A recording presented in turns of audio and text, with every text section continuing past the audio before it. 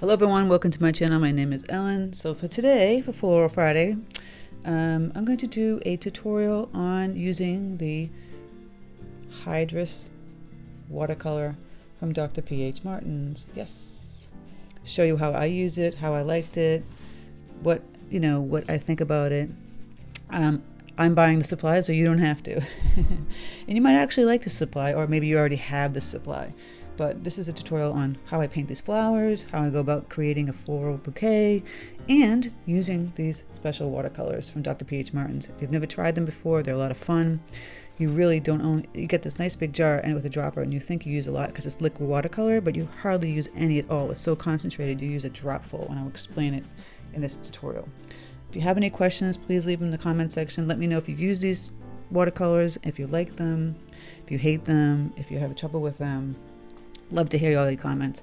Also, check out my Patreon. I have ad-free videos, traceables, exclusive tutorials, and a live stream in the top tier. It's just a place people go and support my channel. And I also have a Facebook page with weekly challenges and monthly giveaways. And that's just new and added on to the, the Patreon perk.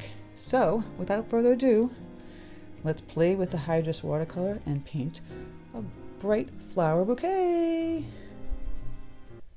Alright, so I'm going to go over some of the supplies I'm using. This is Fabriano's 100% cotton cold press. This is the natural color block.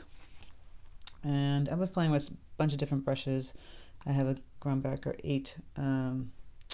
This is a gold edge. This is kind of an oval filbert brush. My Princeton number 12 aqua lead. I might even throw in the little cat's tongue brush. We'll see. And maybe a 10 round. I don't know. We'll see as I go along. I also just, go grab photographs that you see on Pinterest of just like type in like if you want a bright flower bouquet, if you want a muted flower bouquet, if you want a certain flower bouquet, and you just look at some of the flowers that you see and you just kind of like grab them from here and there and you create your own kind of design. So I might grab some of the delphiniums here and these daisies. This looks like almost like a chrysanthemum here. These funky little flowers and some other poppies and daisies. There's a lily in here. There's some eucalyptus, and it helps with the color if you're having difficulty with color composition, like what colors to use with each other. Just go to the florist. They create the flowers for you. And you can look at the colors that they used and you just go ahead and do that instead of like trying to figure out on top of your head what kind of colors go with what and if it looks nice. It's a good way to try and do that. So I might use a combination of these. So of course this whole tutorial is about using the Hydra fine art watercolor, liquid watercolor from Dr. P.H. Martins. These are the colors that I bought. The Hasana deep yellow. I bought this lovely vermillion hue, this carmine, quinachradone magenta. Oh, I'm sorry, for the yellow I did buy, what is this one called? I think it's just a plain basic yellow, but it's like a yellow. Gymboree, Gamboree, whatever color. And I have ultramarine blue. I have turquoise blue, cobalt blue, and blue aqua, and I've got a brown sepia. And I've used these in the past many times. Oh my god, everything's falling apart over here. This is the concentrated watercolor. This stuff like really stains your palette, although this, like I have in here, kind of stains. So right now I have this magenta. I believe this is the cobalt, and it makes a nice purple. And then I have the, which one is this one? The turquoise blue and some yellow, so I made that nice pretty green. This red I played around with, this carmine, is pretty intense. If you need a red, this is a red. It's intense. So the colors come out pretty intense. Like I was saying before. So here's that red. Just need a teeny bit of that dropper full. It comes out pretty intense. I was playing around just for the heck of it in crappy paper. And you'll see how intense that red is. Right, here's some of the blues. Just playing around with colors. It's really intense. And then you have this orange. So you just need a teeny bit. Teeny bit. This is going to last you a long time. I think I've had these concentrated ones for a long time. They're really concentrated. So like they stain. It's almost like a stain kind of paint. So here, like, do we need to draw anything out? Sometimes I do. I kind of map out my pencil. I've lost my pencil. Okay, here we go. My chemical pencil. I just maybe map out, maybe I'll have like the daisy here, you know, and then maybe put this kind of daisy over here. I kind of just do my delphiniums up in here. And then I'm just going to kind of play with adding some flowers in all the different places, right? So for the delphinium, I'll start with maybe the Princeton 12 Aqualite. And that's kind of a blue. So I think this is the cobalt. And I had a little purple here. Like I said, a teeny bit. Teeny bit. This is like a whole pile of, I just dumped in here. And it's a lot. You just need a teeny bit. Yes. And then just, see, you just kind of make for a delphinium. You're just kind of wiggling. See how it sits on that paper. You're going to take your brush. And see that I drew like just a line here. And I'm wiggling the little blooms to indicate it's delphinium. And I'll put the green in between and little dots on top. So you can water this down, get it a little lighter. I think that's the turquoise. And the turquoise blue I could put over here. It's pretty intense. So I just put a teeny dropper full. Look at that. That's how intense it is. If you grab a little magenta, just a teeny dropper full. This is a crappy old palette, so I don't care if I destroy it. That's why I use this palette. Teeny bit. And you get that purple. I'm barely using any paint. So this blue is a little intense, like purplish blue. Right, and if you use more magenta, it's going to be more purple. And I'm just tippy tapping, which I love to say, the color.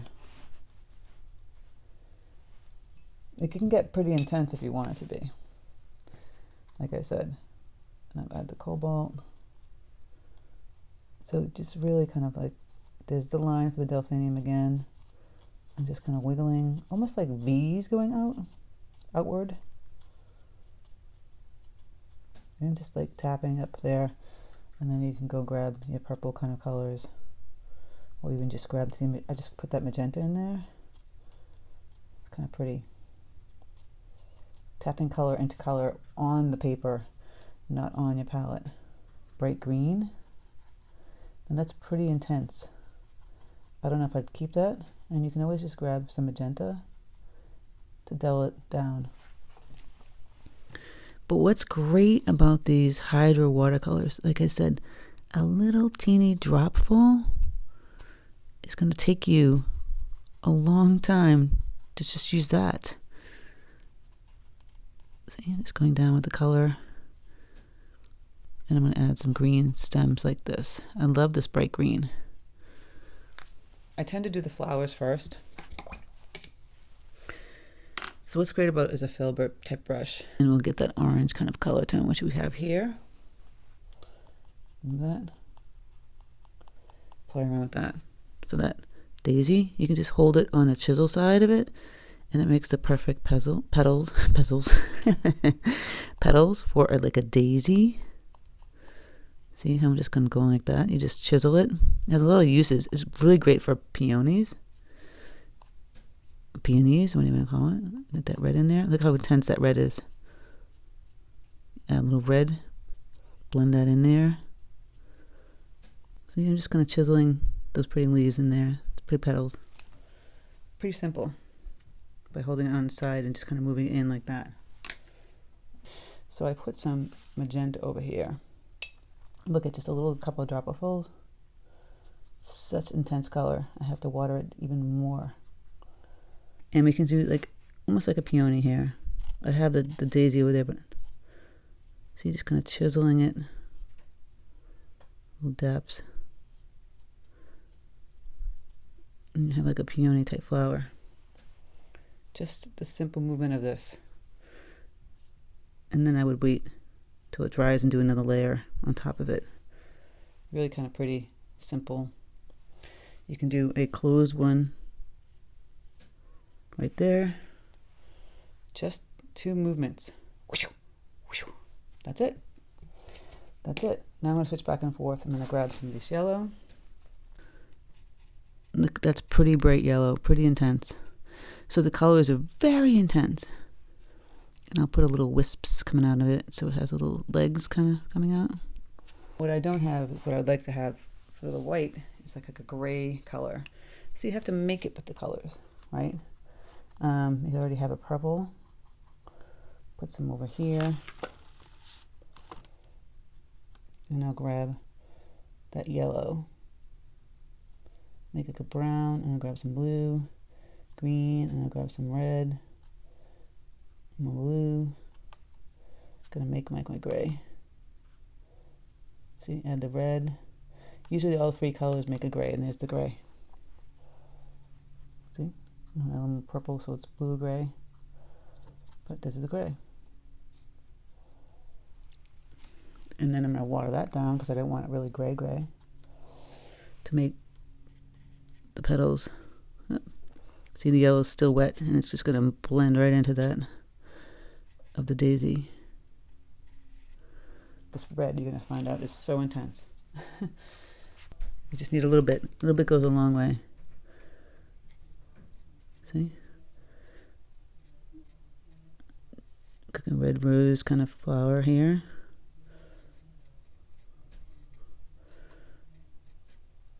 And that comes out a little bit pink. If you want it more red, get the color more concentrated. Right here. Bleed it in. Look how red that is. Really nice. Intense red. And even for this daisy, I didn't do a center. I'm going to fill this kind of in. I don't know if I necessarily want the bright, intense red there. I'm going to remove some of the redness. I just feel like it's too intense. So it's more of a deeper pink happening. And for the fuzzy flower, I might grab a more pointy kind of brush. So this is the number 10 Velvet Touch series. And I have that fuzzy flower, just kind of wiggling my brush back and forth. Maybe add a little red. And you can add a little bit of yellow. Just that fuzzy kind of looking flower. There was a purple flower. It's just this fuzzy purple flower. It doesn't have to be some particular flower. You're just creating a design. I'm going to keep doing a few more flowers and I'll start to stick either some stem or leaves in there. Maybe grab another pink flower. Similar to a peony. Again, just taking the brush, kind of making these movements like this. You can do some poppies, daisies. So for the poppy, you might start off at the center, just kind of doing these little dashes, leaving some white space. I'm just wiggling the brush back and forth, and I'm trying not to hit the center here, the yellow part. The orange kind of looks similar to the center, so I might have to add more orange. See, I lost the orange. It looks a little too much like yellow. Go back in, and I'm adding that color that's really right out of that jar.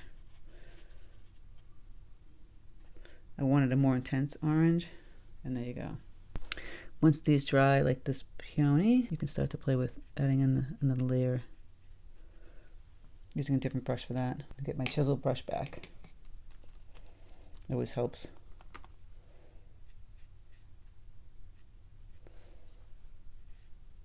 There we go.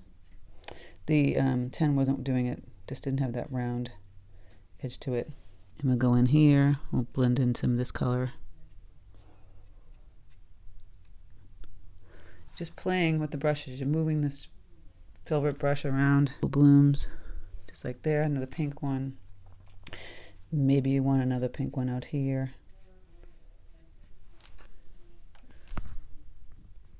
And just fix that like that. So now I want to start to add in some greens. I'll use a 10 for that. Some of those bright greens. Just wiggle in some stems. And then some leaves.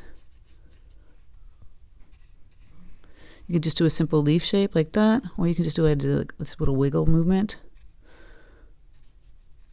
Another movement that I like to do is a little fast. So I'm going to grab some of this deeper blue color, mixing with my green, a little magenta, so it dulls it down a little bit.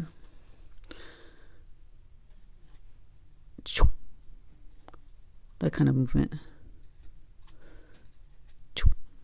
Just kind of this wiggle and like loose, just let your arm go. It's a little difficult to do it the other side, so you might have to move your paper and turn it. But then the petal, the leaf might look a little funky, but it might help you. So you just kind of wiggle and it helps. It's hard to go opposite. And then just filling in some of the spaces with some darker greens. Like so. And I think I'll do a couple more flowers in here and then pull down the stems a little bit. It could be like a little pansy type flower. Ultramarine. Put it in a little well. Just water that color down by itself. Yes, I'm adding it into this little purple. I don't know if you call it a pansy at this point or violet. I'm really watering down this ultramarine blue because it's pretty intense. Add some little blue flowers. Just making little simple, round, circular petals. This would go, if you want something that's going to last for a long time, and just use a minimal amount of watercolor. This is great. So we've got some things going here, and I'm going to start to pull down some stems and some leaves. Just funky little leaf. Some more leaves and some stems. You don't have to have stems. And then I'm going to come off the paper.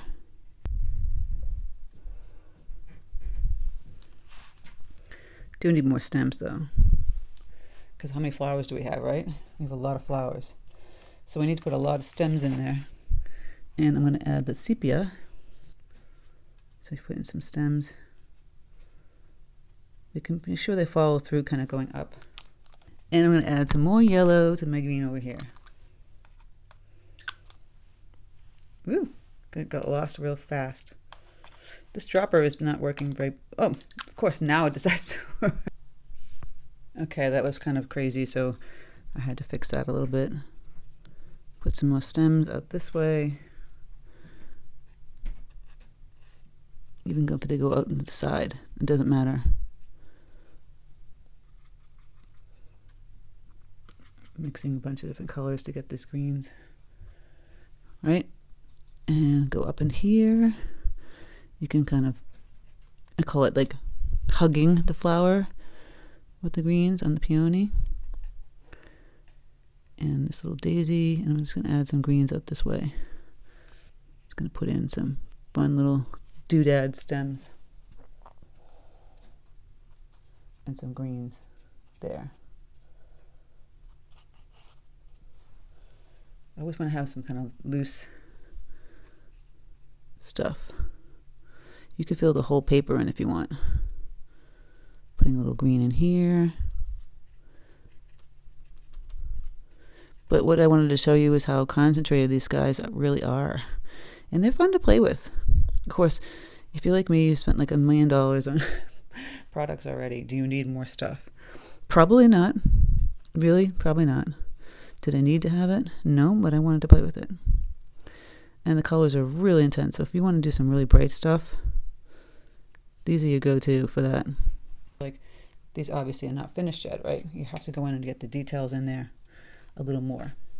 And I do this wiggle thing with my brush to get some of those intense lines that you'd see. See, a little red orange. Wiggle, wiggle. Just like that.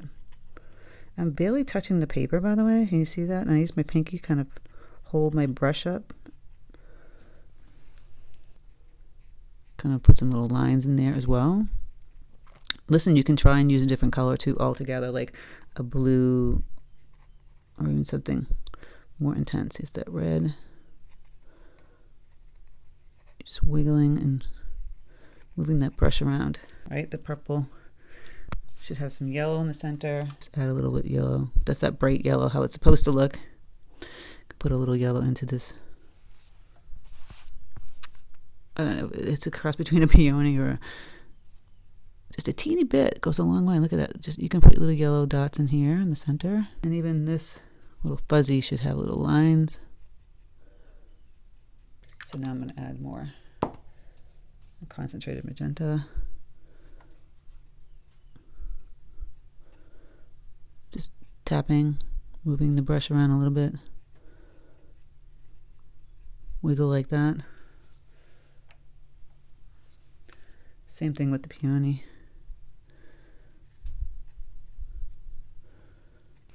And we can do some little ditzy ones that are pretty intense out here. You know, just kind of building. And even the greens. So you can go and put some little veins in here. Get darker with the blue.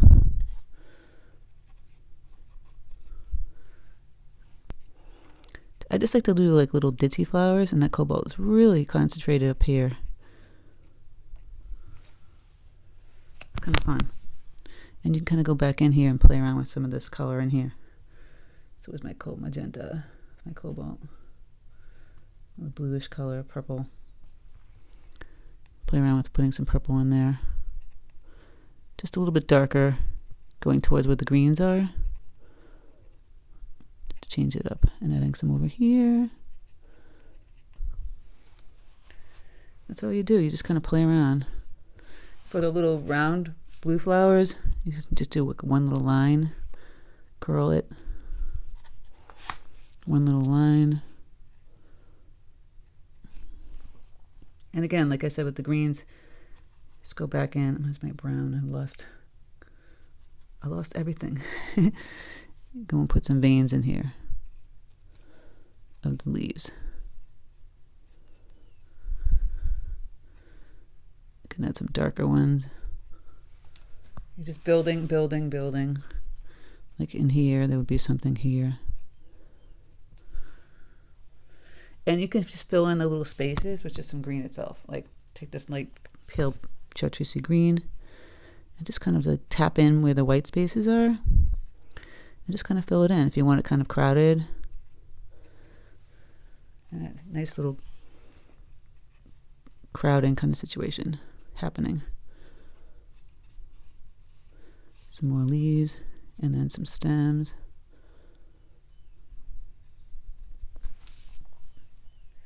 And then there's your floral, right? Pretty intense. Didn't take much time at all. And I'm used to doing paintings like this. And there you go. So this are the hydras. And there you go. That's how I would go about starting to figure out what kind of bouquet you want to do.